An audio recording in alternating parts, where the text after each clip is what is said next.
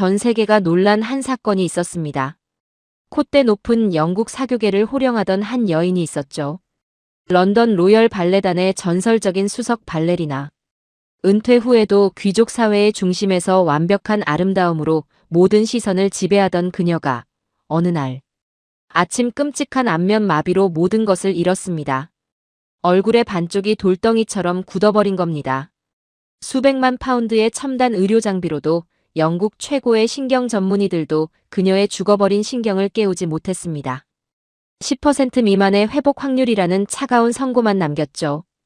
그런데 모두가 포기한 절망의 끝에서 한국에서 온 작고 낡은 바늘 하나가 믿을 수 없는 기적을 만들어냈습니다. 더 놀라운 건 따로 있었어요. 그 바늘을 쥔 사람은 다름 아닌 그녀가 평생 투명 인간 취급하며 멸시했던 한국인 사위였습니다. 그리고 그 사위는 장모의 얼굴에 바늘을 꽂기 전에 매일 밤 자기 자신의 얼굴에 먼저 수십 개의 침을 찔러가며 가장 안전한 치료법을 찾고 있었죠. 오직 손끝의 감각과 지극한 정성만으로 죽어가는 신경을 살려낸 한국의 전통 의술. 그리고 타인을 위해 기꺼이 자신의 살을 찌른 숭고한 희생. 어떻게 이런 일이 가능했을까요? 서양의 오만을 무너뜨린 한국인의 위대한 인술. 그 가슴 뜨거운 이야기를 지금 시작하겠습니다. 잠깐 시작 전에 구독과 좋아요 한 번씩만 부탁드립니다. 여러분의 작은 응원이 더 좋은 이야기를 만드는 큰 힘이 됩니다. 저는 엘리노어 벤스입니다. 런던 로열 발레단에서 15년간 수석 발레리나로 무대를 지배했던 사람이에요. 코번트 가든의 로열 오페라 하우스. 2000석의 붉은 벨벳 좌석이 암전 속에 잠기면 객석의 숨소리마저 사라지죠. 오케스트라 피트에서 첫 번째 바이올린 선율이 어둠을 가르는 순간 핀 조명 하나가 무대 중앙을 비춥니다. 그 한 줄기 빛 속에 서 있는 사람이 바로 저였어요. 백조의 호수 오데트 역으로 처음 주역을 맡던 26살의 밤을 아직도 잊지 못합니다. 32번의 연속 푸에테를 돌아낼 때마다 객석에서 탄성이 터졌고 마지막 아라베스크를 끝내고 무릎을 꿇는 순간 홀 전체가 정적에 잠겼죠. 그리고 1초 뒤 2000명이 동시에 자리에서 일어났습니다. 우레와 같은 기립박수가 천장의 샹들리에를 흔들었어요. 장미꽃다발이 무대 위로 비처럼 쏟아졌고 영국 왕실의 귀빈석에서조차 고개를 끄덕이는 것이 보였습니다. 그 순간의 전율은 마약과도 같았죠. 한번 맛보면 절대 끊을 수 없는 것. 저는 그날 깨달았어요. 아름다움이란 곧 권력이라는 것을요. 15년간 저는 런던의 무대를 호령했습니다. 지젤, 잠자는 숲속의 미녀, 호두까기 인형까지. 제가 출연하는 공연은 석 달 전에 매진되었고 영국 언론은 저를 가리켜 국보급 발레리나라고 불렀어요. 커튼콜 때 무대 앞으로 걸어나가면 관객석 전체가 하나의 거대한 파도처럼 일어서 박수를 쳤죠. 그 소리를 등에 안고 무대 뒤로 걸어가는 순간이야말로 세상의 모든 보석을 쥔 것보다 더 황홀했습니다. 무대 위에서 저는 완벽했어요. 단 한 번의 실수도 단 한순간의 흐트러짐도 없었습니다.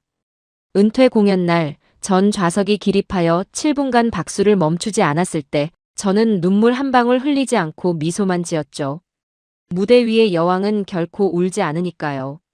그것이 제 자부심이었고 제 전부였습니다. 은퇴 후에도 저는 거울 앞에서의 완벽함을 단 한 번도 포기한 적이 없어요. 새벽 5시에 일어나 발레바를 잡고 플리에를 100번씩 반복했고 식단은 그램 단위로 관리했죠. 얼굴에 주름 하나 지는 것도 용납하지 않았습니다. 런던 할리 스트리트의 최고급 피부과를 매달 찾았고 거울 앞에서 표정 근육을 단련하는 것이 제 하루의 시작이었어요. 꼿꼿한 허리, 한치의 흐트러짐 없는 표정, 발끝부터 머리카락 한 올까지 통제된 우아함. 그것은 영국 귀족 사교계에서도 저를 돋보이게 하는 가장 강력한 무기였어요. 저는 나이가 들어도 절대로 늙지 않을 거라고 믿었습니다. 아니, 늙는다는 것 자체를 제 사전에서 허락하지 않았죠.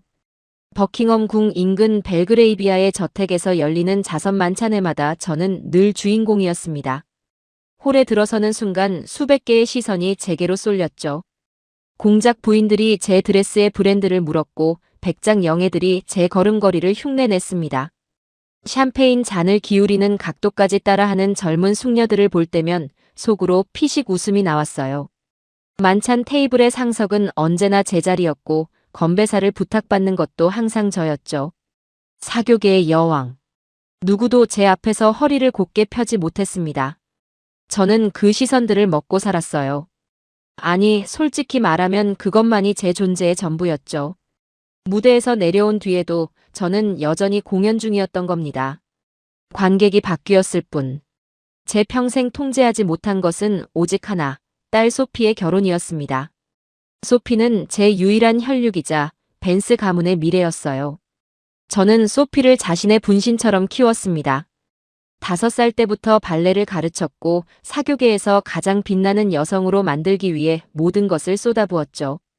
그런 소피가 옥스퍼드를 졸업한 영국 최고 위층 자제들의 구애를 모두 뿌리치고 동양에서 온 말수적은 남자와 결혼해버렸어요. 서태경이라는 이름의 한국 남자였어요. 한국에서 한의사라고 불린다는 그 사람은 언제나 무뚝뚝했고 손마디는 거칠었으며 제 기준에서는 도무지 교양이라고는 찾아볼 수 없는 이방인이었습니다. 만찬회에서 나이프를 쥐는 각도조차 엉성했고 와인 잔을 돌리는 방향도 몰랐어요. 소피에게 결혼 소식을 들었을 때 저는 3일간 식음을 전폐했습니다. 제가 평생 쌓아올린 벤스 가문의 품격이 무너지는 소리가 들리는 것 같았으니까요. 저는 그를 철저히 투명 인간 취급했습니다. 가족 모임에서 그가 입을 열면 일부러 다른 화제를 꺼냈고 그의 이름 석자를 입에 올리는 것조차 거부했어요. 소피가 그 남자 옆에서 활짝 웃고 있다는 사실 따위는 제 눈에 들어오지 않았습니다. 아니, 보고 싶지 않았어요. 하지만 제가 그토록 완벽하게 쌓아올린 오만의 제국이 무너지는 데는 고작 단 하룻밤이면 충분했습니다. 그것도 아무런 예고 없이 한밤중에 내리꽂힌 벼락처럼 찾아왔죠.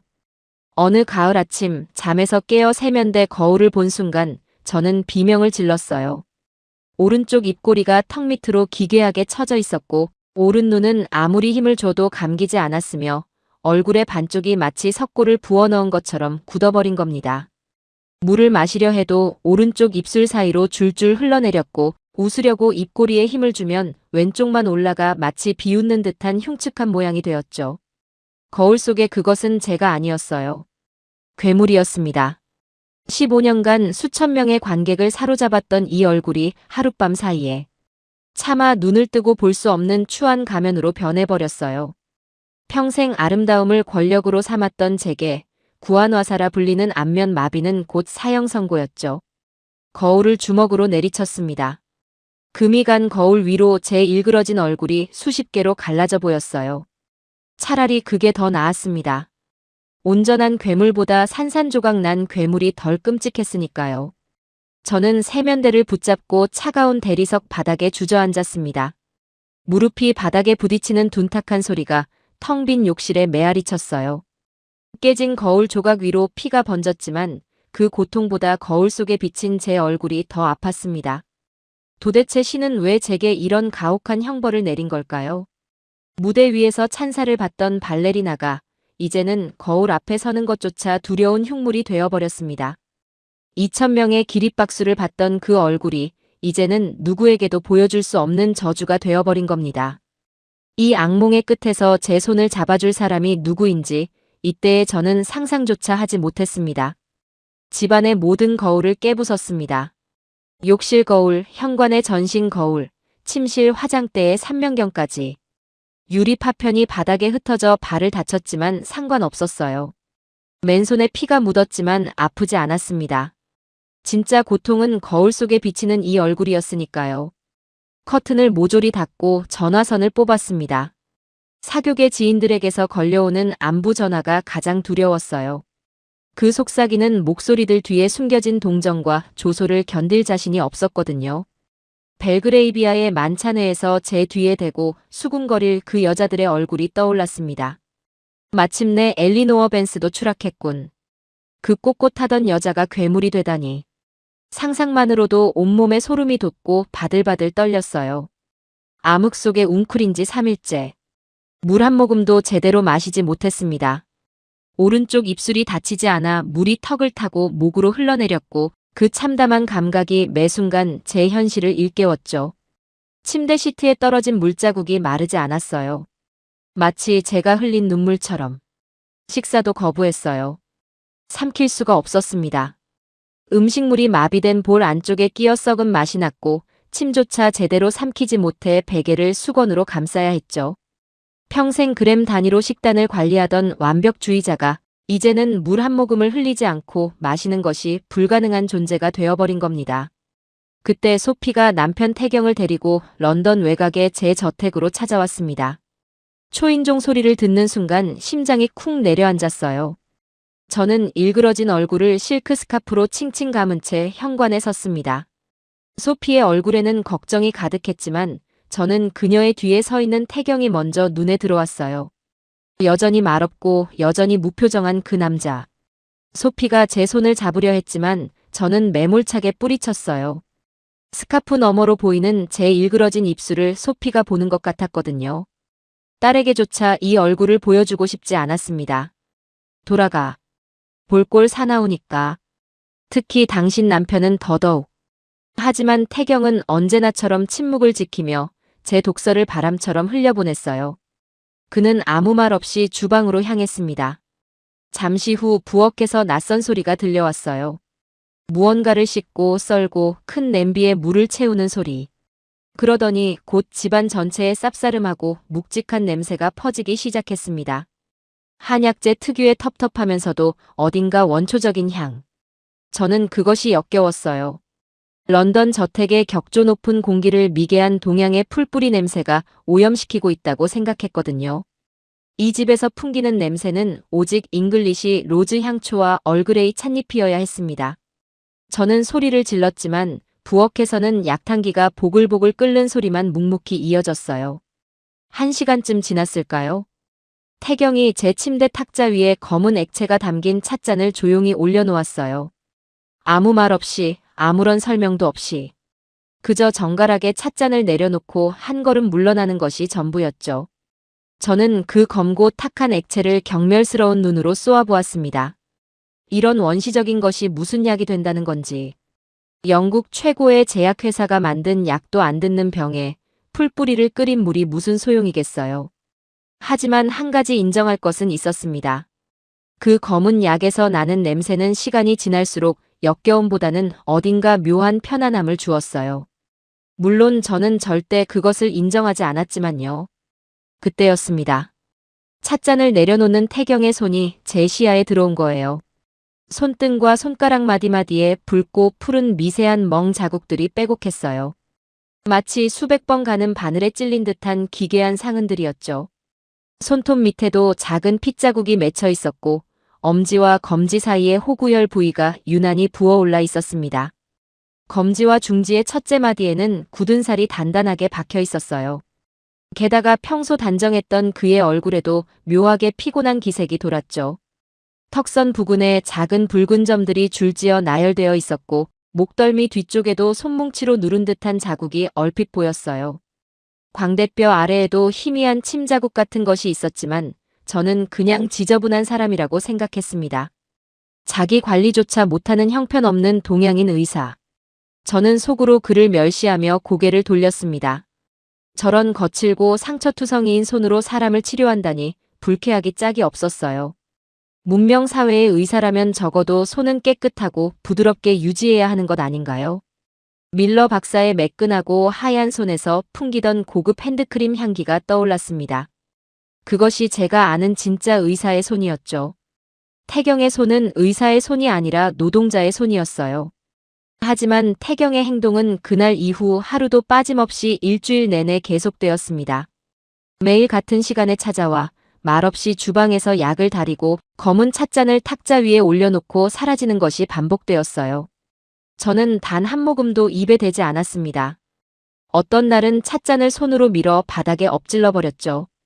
검은 약물이 하얀 카펫 위에 추하게 번졌어요. 그래도 다음 날 아침이면 어김없이 새 찻잔이 놓여 있었고 카펫의 얼룩도 말끔히 닦여 있었습니다. 소피에게 물어보니 태경은 매일 새벽에 런던 외곽의 한인마트까지 직접 차를 몰고 가서 약재를 구해온다고 했어요. 편도만 2시간이 넘는 거리를. 그 사실을 듣고도 저는 콧방귀만 뀌었습니다. 마치 밀물처럼 밀려왔다 소리 없이 빠져나가는 조용한 반복. 하지만 그때의 저에게는 그것이 헌신이 아니라 동양인 특유의 눈치 없는 집착으로밖에 보이지 않았어요. 한 번은 소피에게 전화해서 당장 그 남자를 데려가라고 소리를 질렀습니다. 소피는 울면서 말했죠. 엄마, 태경 씨는 진료 예약을 다 취소하고 매일 새벽 4시에 일어나서 엄마 약을 다리고 있어요. 하지만 그런 말 따위로 제 마음이 움직일 리 없었습니다. 저는 아프기 전에도 그를 인정한 적이 없었으니까요. 아픈 뒤에는 더더욱 그의 존재가 불쾌했어요. 제가 가장 추한 모습을 보이고 있는 이 시간에 가장 보이고 싶지 않은 사람이 제 곁을 맴돌고 있다는 사실이 치욕이었죠. 차라리 밀러 박사한테 모르핀이라도 맞고 잠들어버리고 싶었습니다. 그 흉터투성이 손이 무엇을 의미하는지, 왜 매일 밤 새로운 멍 자국이 늘어나고 있는지. 저는 왜 그때 한 번도 의문을 품지 못했을까요?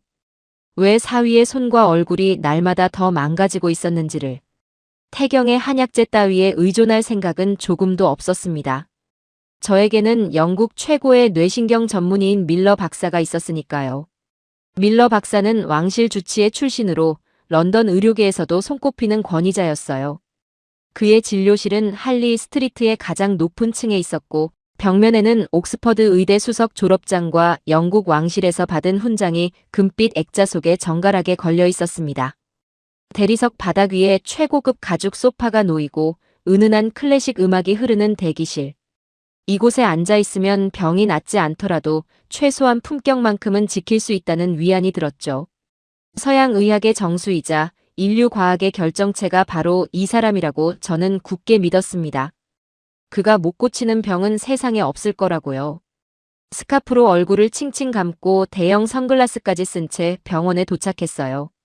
택시에서 내릴 때 운전기사의 시선을 피하느라 고개를 깊이 숙였죠.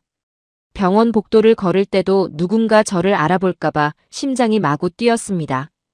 과거에 이 복도를 걸을 때는 의사들과 간호사들이 먼저 인사를 건넸는데 지금은 스카프에 감싸인 수상한 여자를 힐끔거리는 시선만 느껴졌어요. 밀러 박사는 수백만 파운드짜리 최첨단 고해상도 MRI 장비로 제 머리를 스캔했어요. 거대한 원통형 기계 속에 누워있는 동안 기계가 내는 둔탁한 울림소리가 두개골을 울렸습니다. 쿵, 쿵, 쿵.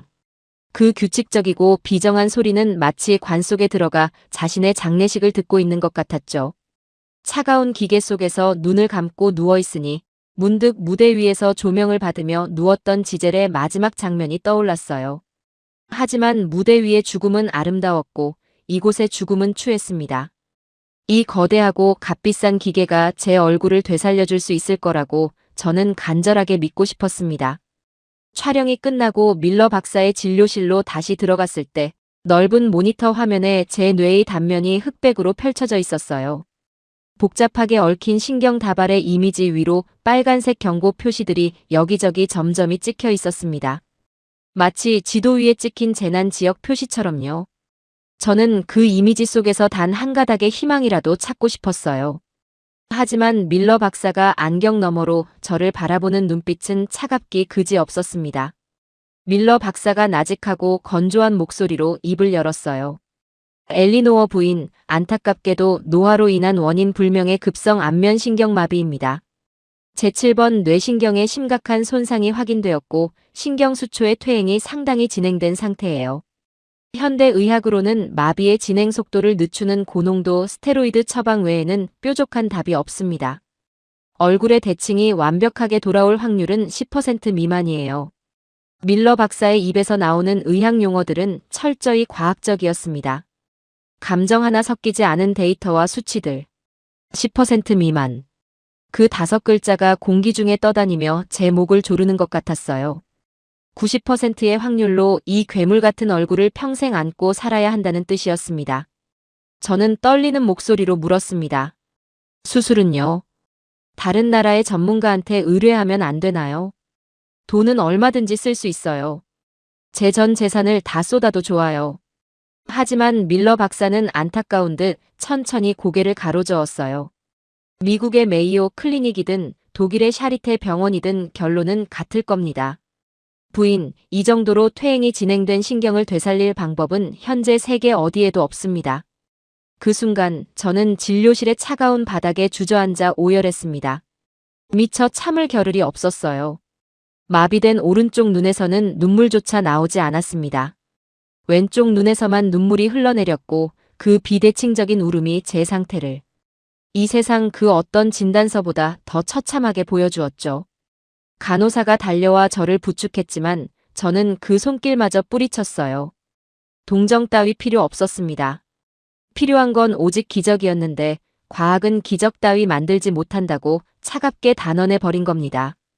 밀러 박사는 이미 다음 환자의 차트를 넘기고 있었어요. 제 인생 최악의 순간이 그에게는 하루에 10명을 만나는 진료 일정 중 하나일 뿐이었던 거죠. 서양 의학은 데이터를 보았지 사람을 보지 않았습니다. 평생 무대 위에서 찬사를 받던 발레리나가 이제는 흉측한 괴물로 남은 생을 살아야 한다니. 2,000명의 관객 앞에서 백조처럼 빛나던 이 얼굴이 이제는 스카프로 감추고 다녀야 할 수치가 되어버렸어요. 과학이, 그리고 제가 평생 맹신했던 서양의 엘리트 시스템이 저를 철저히 버린 겁니다. 그토록 신봉했던 데이터와 기술과 수백만 파운드짜리 첨단 장비가 정작 제가 가장 절실했던 순간에는 아무런 쓸모가 없었죠. 밀러 박사의 벽에 걸린 화려한 훈장도, 옥스퍼드의 수석 졸업장도, 수백만 파운드짜리 기계에서 뽑아낸 정밀한 뇌 사진도 제 앞에서는 무의미한 종이 조각에 불과했습니다. 서양이 수백 년에 걸쳐 쌓아올린 과학이라는 거대한 탑이 제 일그러진 얼굴 하나 앞에서 허무하게 무너져 내린 겁니다. 아이러니했어요. 저는 평생 서양의 우월함을 믿었고 동양의 것들을 미개하다고 업신여겼는데 정작 그 위대한 서양이 저를 구원해주지 못하다니요. 저택으로 돌아온 저는 곡기를 끊었어요. 침대에 누워 천장만 바라보았습니다. 창문 너머로 스며드는 10월의 런던 햇살이 원망스러웠어요. 세상은 여전히 아무 일 없이 아름다운데 저만 괴물이 되어 이 어둠 속에 갇혀버린 거니까요. 소피가 문 밖에서 엄마 제발 문 좀 열어요 하고 울먹이는 소리가 들렸지만 저는 대답하지 않았습니다. 아무것도 하고 싶지 않았어요. 아무도 만나고 싶지 않았습니다. 그냥 이 어둠 속에서 이대로 조용히 사라져버리고 싶었죠. 한때 런던에서 가장 빛나던 여자가 이제는 빛이 가장 두려운 여자가 되어버렸습니다. 밀러 박사가 처방한 스테로이드 약봉지는 침대 옆 탁자 위에서 뜯어보지도 않은 채 먼지만 쌓여가고 있었습니다. 10% 미만의 확률을 위해 약을 먹는다는 것 자체가 패배를 인정하는 행위처럼 느껴졌으니까요. 차라리 아무것도 하지 않는 편이 마지막 자존심이라도 지키는 것 같았습니다. 모든 것이 끝났다고 생각했던 그날 밤, 굳게 잠겨있던 제 방문이 거칠게 열렸습니다. 절망의 바닥에서 저를 꺼내러 온 사람이 있었어요. 생각지도 못한 사람이. 문을 연 것은 딸 소피였습니다. 비상용으로 가지고 있던 여분의 열쇠로 자물쇠를 따고 들어온 거예요. 소피의 뒤에는 늘 그림자처럼 서 있던 사위 태경이 서 있었죠. 어둠 속에서 저는 이불을 머리 위까지 뒤집어 쓴 채 돌아 누웠습니다. 나가. 제발 그냥 좀 내버려둬. 아무도 보고 싶지 않아. 하지만 소피는 물러나지 않았어요. 방 안으로 성큼 들어오더니 닫혀있던 커튼을 양손으로 확 젖혀버렸습니다. 가을 달빛이 쏟아져 들어오며 어둠에 익숙해진 제 눈을 찔렀죠.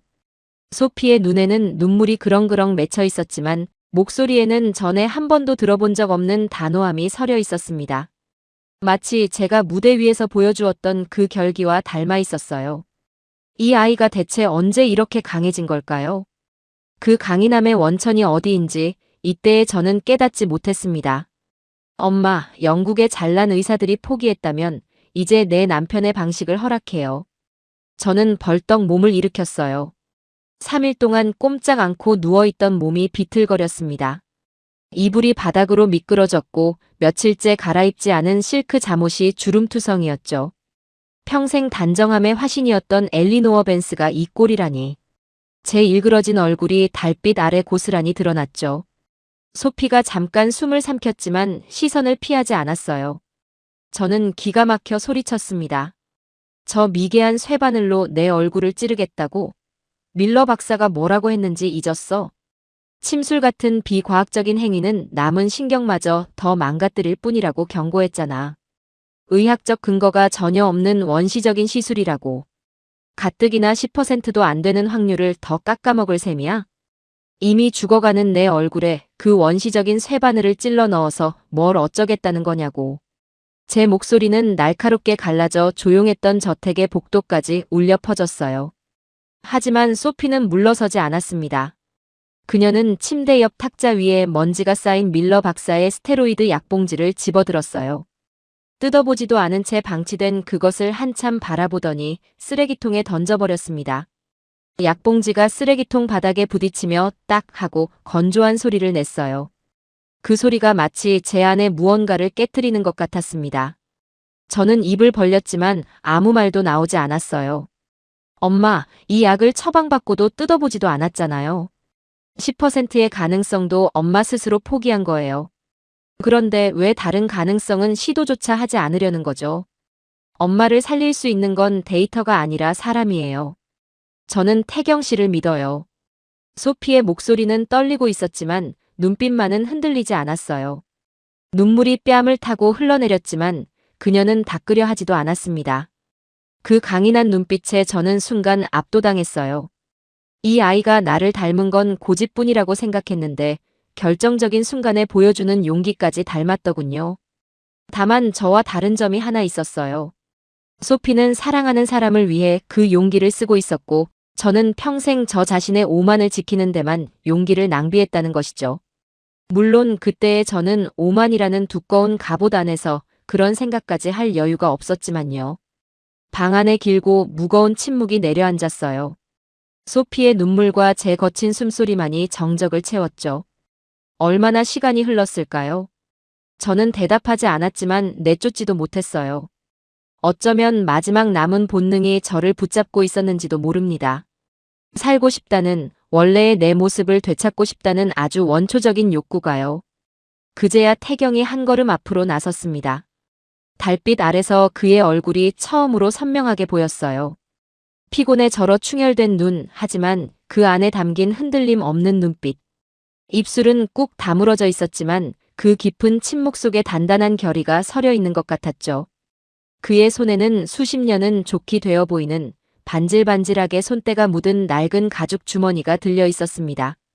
가죽이 닳아 군데군데 실밥이 풀려 있었고 잠금끈도 여러 번 교체한 흔적이 있었어요. 아마 그의 스승에게서 또 그 스승의 스승에게서 대대로 이어져 내려온 것일 거예요. 수천 년의 세월이 그 가죽의 결마다 스며 있는 듯 했습니다. 태경은 거친 숨을 몰아쉬는 저를 향해 깊숙이 고개를 숙여 예를 표했어요. 한국식 인사였습니다. 허리를 깊이 숙여 가장 높은 존경을 표현하는 그 인사를 저를 평생 무시한 장모에게 바치고 있었죠. 만찬회에서 어색하게 악수하던 그 무뚝뚝한 남자가 이 순간만큼은 놀라울 정도로 엄숙했어요. 그리고 두 손으로 낡은 가죽 주머니를 마치 보물을 다루듯 조심스럽게 펼쳤습니다. 달빛을 받은 수십 개의 미세한 은빛 침들이 가지런히 빛나고 있었어요. 제각기 다른 길이와 굵기의 바늘들이 마치 악기의 현처럼 정갈하게 배열되어 있었죠. 가장 짧은 것은 머리카락만큼 가늘었고 가장 긴 것은 손가락 한마디 길이를 넘었습니다. 밀러 박사의 수백만 파운드짜리 기계와는 비교도 할 수 없이 원시적이고 소박한 도구였지만 이상하게도 그 은빛 바늘들에서는 차가운 기계에서 느끼지 못했던 묘한 온기가 느껴졌어요. 기계가 가질 수 없는 사람의 손때에서만 우러나오는 따뜻함이었습니다. 저는 그 침들을 바라보며 묘한 감정에 휩싸였어요. 두려움과 경멸, 그리고 솔직히 인정하자면 아주 미세한 호기심이 뒤섞인 복잡한 감정이었죠. 밀러 박사의 거대한 MRI 기계 앞에서는 느끼지 못했던 기이한 떨림 같은 것이 가슴 한구석에서 일어났습니다. 이 낡은 바늘들이 정말 영국 최고의 첨단 기계가 하지 못한 일을 해낼 수 있단 말인가요? 밀러 박사의 MRI가 찾아내지 못한 답을 이 손때 묻은 가죽, 주머니 속에 든 은빛 바늘이 알고 있다는 건가요? 저는 아무 대답도 하지 못한 채 그 은빛 바늘들을 응시했습니다. 어쩌면 정말로 어쩌면 아직 끝이 아닐 수도 있다는 한 줄기 생각이 마비된 제 얼굴처럼 굳어있던 마음속에서 미세하게 꿈틀거렸어요. 저도 모르게 고개를 아주 미세하게 끄덕인 것 같았습니다. 소피가 제 떨리는 손을 꽉 쥐었어요. 딸의 손이 따뜻했습니다. 그것은 날카로운 흉기가 아니라 누군가를 구원하기 위해 수천 년의 세월 동안 묵묵히 벼려져 온 검 같았어요. 태경의 치료는 제 예상과 완전히 달랐습니다. 아니, 솔직히 말하면 저는 아무것도 예상하지 않았어요. 기대조차 하지 않았으니까요. 그저 딸의 강인한 눈빛에 떠밀려 고개를 한번 끄덕였을 뿐이었죠. 제 안에서는 여전히 경멸과 공포가 진흙처럼 뒤엉켜 있었습니다. 이 미개한 행위가 끝나면 그제야 소피도 포기하겠지. 그런 비뚤어진 마음으로 저는 침대 위에 눕혀졌어요. 그런데 태경은 흉측하게 무너진 제 얼굴 쪽으로 손을 뻗지 않았습니다. 대신 이불을 걷어 제 발을 드러냈어요. 저는 반사적으로 발을 움츠렸죠. 평생 토슈즈 안에서 혹사당한 제 발은 굳은 살과 갈라진 피부로 뒤덮여 있었고 그것은 화려한 무대 뒤에 감추어진 저만의 치부였거든요. 하지만 태경은 제 발목을 부드럽게 잡고 양말을 벗겼습니다. 금이 간 도자기를 다루듯 조심스러운 손이었어요. 멍 자국 가득한 그의 손가락 마디가 달빛 아래서 선명하게 보였지만 그때의 저는 그 의미를 알 길이 없었죠. 태경이 제 발등의 맥을 짚었어요. 발목 안쪽, 종아리의 몇 군데를 손가락 끝으로 눌렀습니다. 악기의 줄을 조율하는 사람처럼 눈을 감고 무언가를 느끼고 있었어요. 이어서 그가 소피에게 낮은 목소리로 한국어를 말했고 소피가 통역했습니다. 기혈이 막혀서 얼굴로 가는 통로가 끊어져 있대요. 가지에 물을 주려면 뿌리부터 뚫어야 한다고요. 저는 콧방귀를 뀌었어요. 기혈이라니. 서양 의학 교과서 어디에도 없는 단어였죠. 밀러 박사의 MRI가 미세한 신경 손상까지 찍어내는 시대에 눈에 보이지도 않는 기의 흐름을 운운하다니요. 하지만 비웃음을 내뱉기도 전에 첫 번째 침이 제 발등을 파고들었습니다. 숨이 멎었어요. 서양 주사 바늘의 감각과는 차원이 달랐습니다. 병원에서 수십 번 맞았던 주사는 날카롭고 차갑고 금속적이었어요. 바늘이 피부를 찢고 들어와 약물을 밀어넣는 기계적이고 일방적인 침투였죠. 하지만 태경의 침은 달랐습니다. 얇은 은빛 바늘이 피부를 뚫는 순간 날카로운 통증 대신 묵직하고 뻐근한 압력이 근육 깊숙한 곳을 천천히 파고들었어요. 마치 얼어붙은 땅속으로 뿌리 하나가 꿈틀거리며 내려가는 것 같았습니다. 그 뻐근함이 발등의 한 점에서 동심원처럼 퍼지더니 발바닥 전체로 번졌어요. 그리고 저는 발 아래에서 무언가가 뜨겁게 타오르기 시작하는 것을 느꼈습니다. 전류였어요. 아니, 전류라고밖에 표현할 수 없는 무언가였습니다. 마치 수십 년간 끊어져 있던 전선의 수만 볼트의 전기가 다시 흐르기 시작한 것처럼 뜨겁고 묵직한 흐름이 발등에서 솟구쳐 올라왔어요. 발가락 끝이 먼저 찌릿했습니다. 3일간 얼음장처럼 차가웠던 발가락에 핏기가 도는 것이 느껴졌죠. 태경이 두 번째 침을 발목 안쪽에 놓자 그 흐름은 종아리를 타고 위로 치솟기 시작했어요. 종아리의 근육이 미세하게 경련하듯 떨렸습니다. 15년간 발레를 하면서도 느끼지 못했던 종류의 떨림이었어요. 무대 위에서 32번의 푸에테를 돌 때 종아리는 불타올랐지만 그것은 근육의 고통이었죠. 지금은 달랐습니다. 근육 안쪽 더 깊은 곳, 뼈와 살 사이에 보이지 않는 통로를 따라 무언가가 흘러가고 있었어요. 세 번째 침이 무릎 아래에 놓이자 열기가 허벅지까지 올라왔어요. 태경은 각각의 침을 놓을 때마다 눈을 감고 제 맥의 변화를 손가락 끝으로 읽었습니다. 오케스트라 지휘자가 한 음에 온 신경을 집중하는 것과 닮은 표정이었어요. 네 번째 침이 허리 옆구리에 닿았을 때 저는 등줄기를 타고 올라오는 전율에 몸을 떨었습니다. 얼어붙은 강물이 봄볕에 갈라지며 물줄기가 터지듯 막혀있던 무언가가 허리에서 등으로 쏟아져 올라왔어요. 등뼈 하나하나가 살아있는 생물처럼 반응했습니다. 다섯 번째 침이 목덜미에 놓이는 순간 저는 저도 모르게 짧은 신음을 흘렸어요. 발에서 시작된 뜨거운 흐름이 종아리를 지나 허벅지를 넘고 허리와 등을 타고 올라와 마침내 목에 도달한 겁니다. 마치 말라붙은 강바닥에 물이 차오르는 것 같았어요. 제 몸이 하나의 거대한 수로가 되어 기의 물줄기를 얼굴까지 끌어올리고 있었습니다. 그리고 태경이 마침내 제 얼굴로 손을 가져왔어요. 이상하게도 공포가 없었습니다.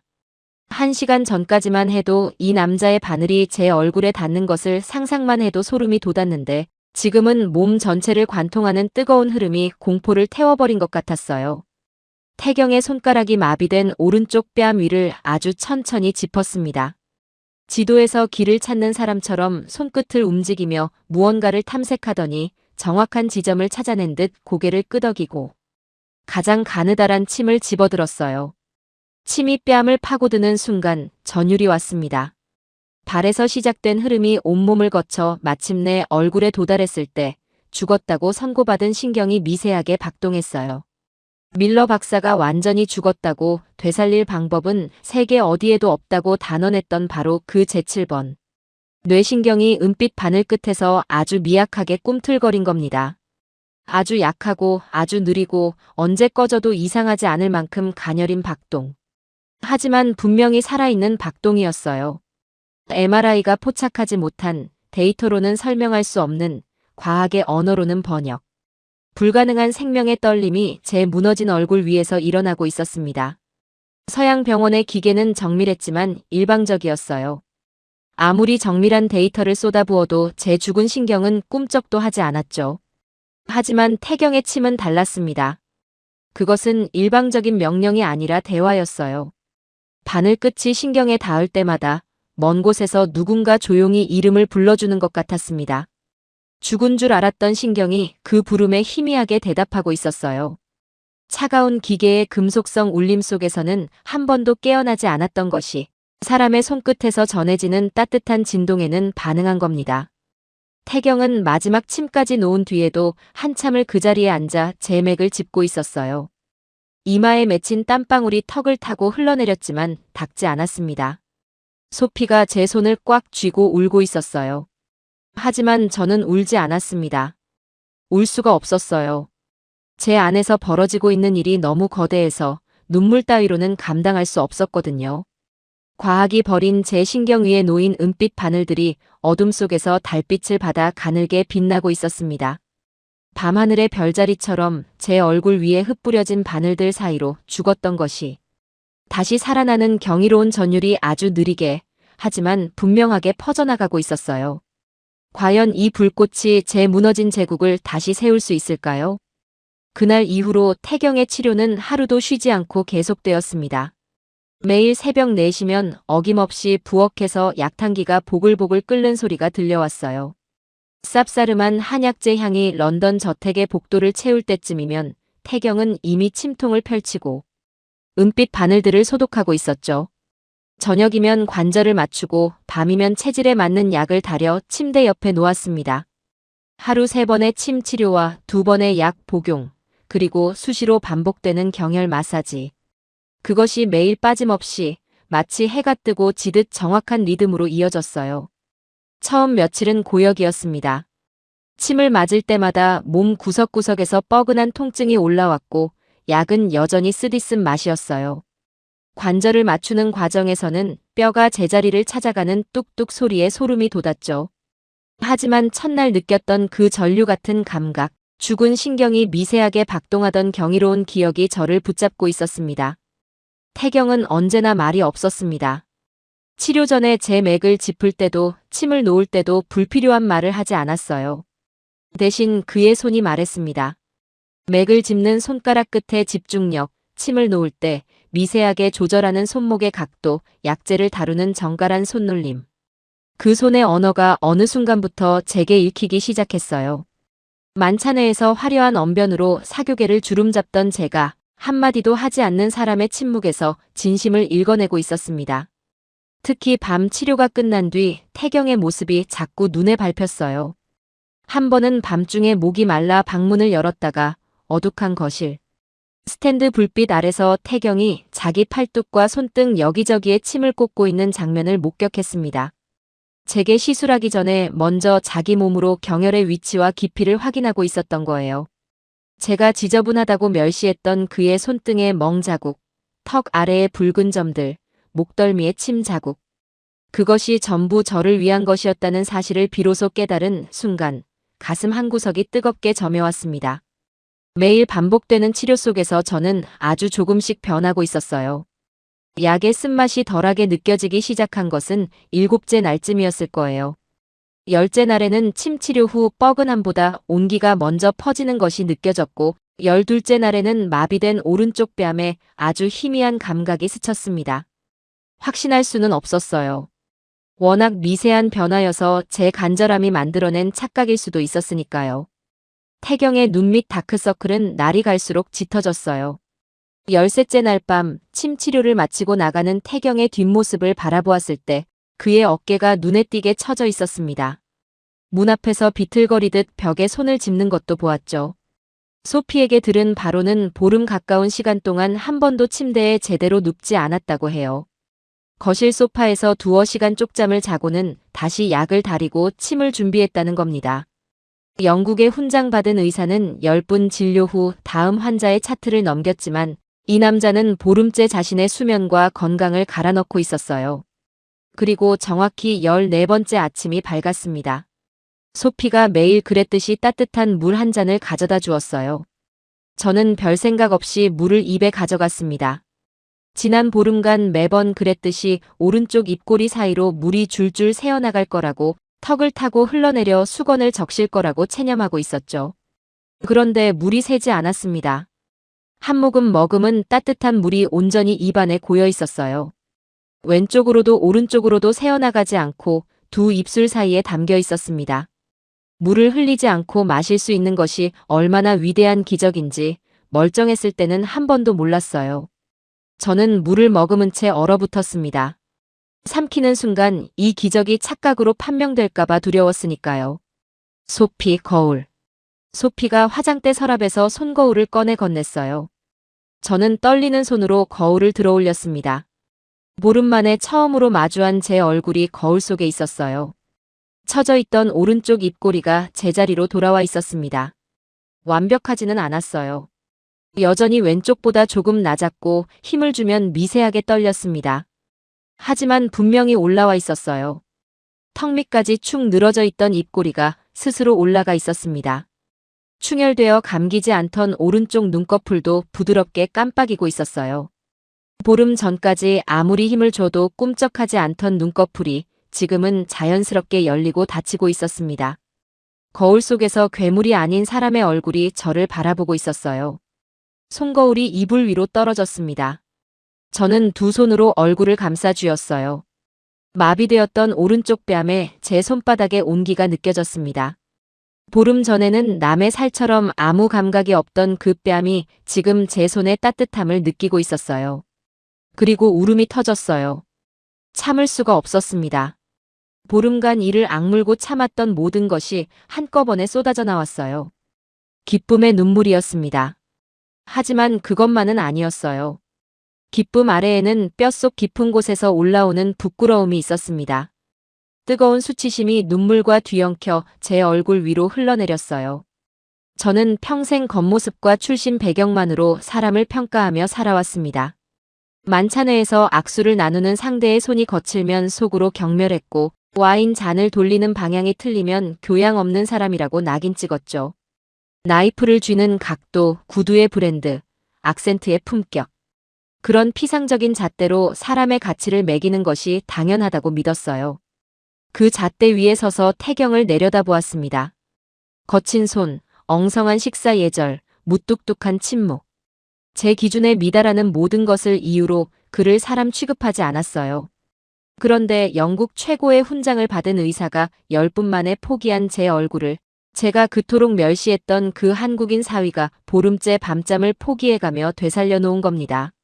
할리 스트리트의 수백만 파운드짜리 기계가 불가능하다고 선언한 일을 낡은 가죽, 주머니 속 은빛 바늘과 사람의 손이 해낸 거예요. 서양의 데이터는 제 죽은 신경 앞에서 등을 돌렸지만 동양의 의술은 끝까지 포기하지 않았습니다. 밀러 박사의 차가운 선고는 과학적으로 정확했을지 모르지만 태경의 뜨거운 손끝은 과학이 보지 못한 가능성에 닿았어요. 눈물이 멈추지 않았습니다. 소피가 달려와 저를 안았고 소피도 함께 울었어요. 모녀가 부둥켜 안고 한참을 울었습니다. 하지만 제가 진정으로 오열해야 할 이유는 따로 있었습니다. 얼굴을 되찾은 그날 밤, 저는 잠을 이룰 수가 없었어요. 보름 동안 제 가슴 속에 조금씩 쌓여온 무언가가 마침내 한계에 도달한 것이었죠. 태경에게 고맙다는 말 한마디를 전한 적이 없었습니다. 보름 내내 그가 제 맥을 짚고 침을 놓고 약을 다리는 동안 저는 단 한 번도 감사하다고 말하지 않았어요. 딸의 남편이니까 장모를 돌보는 것이 마땅하다고 스스로를 속여왔죠. 하지만 오늘 거울 앞에서 쏟아낸 눈물이 그 거짓말의 껍데기를 벗겨버렸습니다. 자정이 넘은 시각이었어요. 저는 슬리퍼를 끌고 조용히 방문을 열었습니다. 복도에는 여전히 쌉싸름한 한약재 향이 떠돌고 있었죠. 태경이 임시 진료실로 쓰고 있는 1층 서재를 향해 걸음을 옮겼어요. 난생 처음으로 그 남자에게 직접 감사의 인사를 전하려는 거였습니다. 복도를 걷는 내내 심장이 거칠게 뛰었어요.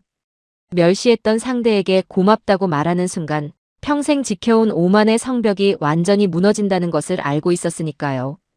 서재 앞에 도착했을 때 문이 살짝 열려 있었어요. 노크를 하려고 손을 들었다가 문틈 사이로 스며 나오는 광경에 저는 그대로 얼어붙었습니다. 어둑한 스탠드 조명 아래 태경이 거울 앞에 앉아 있었어요. 오른손에는 평소 제게 사용하던 것보다 훨씬 길고 굵은 장침이 쥐어져 있었습니다. 태경은 왼손으로 자기 턱선의 한 지점을 짚고 고개를 옆으로 기울여 목덜미의 피부를 팽팽하게 당겼어요. 그리고 장침을 자신의 턱 아래로 밀어넣기 시작했습니다. 저는 비명을 삼켰어요. 바늘 끝이 피부를 누르는 순간 태경의 턱 근육이 본능적으로 경련했습니다. 살같이 움푹 들어갔다가 바늘이 표피를 뚫고 들어가며 팽팽하게 당겨졌어요. 이를 악물고 있다는 것이 턱뼈 윤곽의 떨림으로 보였죠. 하지만 그는 침을 빼지 않았습니다. 오히려 더 깊이 밀리미터 단위로 바늘을 밀어 넣었어요. 이마에서 땀방울이 솟아올라 관자놀이를 타고 뺨을 미끄러져 턱 끝에서 뚝 떨어졌습니다. 바닥의 수건 위에 이미 여러 개의 얼룩이 번져 있었어요. 오늘 밤 처음이 아니라는 뜻이었죠. 태경은 턱에 박힌 침의 깊이를 미세하게 조절하며 왼손으로 노트를 집어들었어요. 떨리는 손으로 무언가를 빼곡히 적었습니다. 각도, 깊이, 그 지점에서의 신경 반응. 글씨가 삐뚤빼뚤했어요. 고통 때문이었죠. 기록을 마치자 두 번째 장침을 집어들었습니다. 이번에는 광대뼈 아래를 짚고 뼈와 근육의 경계를 손끝으로 더듬더니 눈을 질끈 감고 침을 밀어 넣었어요. 바늘이 피부를 뚫는 순간 그의 얼굴 전체가 비명을 지르듯 일그러졌습니다. 눈꺼풀이 파르르 떨렸고 입술 사이로 거친 숨이 새어나왔지만 단 한순간도 바늘에서 손을 떼지 않았어요. 거울 속 태경의 얼굴은 처참했습니다. 턱선을 따라 4-5개의 장침이 일정한 간격으로 박혀 있었고 광대뼈 아래와 귀 뒤쪽에도 은빛 바늘들이 솟아 있었어요. 목덜미에는 더 많은 침이 꽂혀 있었습니다. 침이 박힌 자리마다 피부가 붉게 달아올라 있었고 몇몇 지점에서는 실핏줄이 터져 피가 맺혀 있었어요. 제 치료에 쓸 혈자리와 정확히 같은 위치였습니다. 어떤 깊이에서 신경이 반응하는지, 어떤 각도가 가장 안전한지, 바늘이 어디까지 들어가면 위험해지는지. 그 모든 것을 자기 살과 신경을 제물로 바쳐 확인하고 있었던 거예요. 태경이 목 옆에 침을 깊이 찔러 넣는 순간 그의 몸 전체가 움찔했습니다. 눈을 질끈 감은 채 거친 호흡을 몰아쉬었고 침을 쥔 오른손이 부들부들 떨렸어요. 하지만 그 떨리는 손으로도 바늘의 깊이를 조절하는 정밀함을 잃지 않았습니다. 고통 속에서도 자기 신경의 반응을 읽으며 내일 장모의 얼굴에 적용할 최적의 수치를 자기 살에서 뽑아내고 있었어요. 저는 문틈에 기대선 채 입술을 깨물었습니다. 눈물이 쏟아지고 있었지만 소리를 낼 수 없었어요. 태경은 누구에게도 보여줄 생각이 없었을 거예요.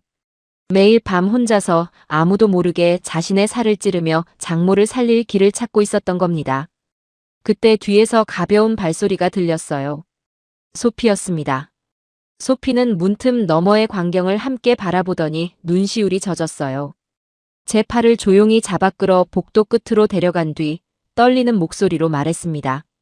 엄마, 태경 씨는 엄마의 남은 신경이 혹시라도 다칠까봐 매일 밤 저렇게 자기 얼굴에 먼저 침을 놓고 있었어요.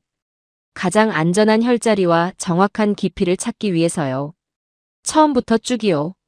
제 무릎에서 힘이 빠졌습니다. 복도 벽에 등을 기대고 천천히 주저앉았어요. 2주 전 장면이 번개처럼 떠올랐습니다. 태경이 침대 탁자에 찻잔을 내려놓을 때 보였던 손등의 흉터. 붉고 푸르게 멍든 손가락마디. 턱선을 따라 일렬로 찍힌 작은 붉은 점들. 저는 그것을 보며 속으로 코웃음 쳤어.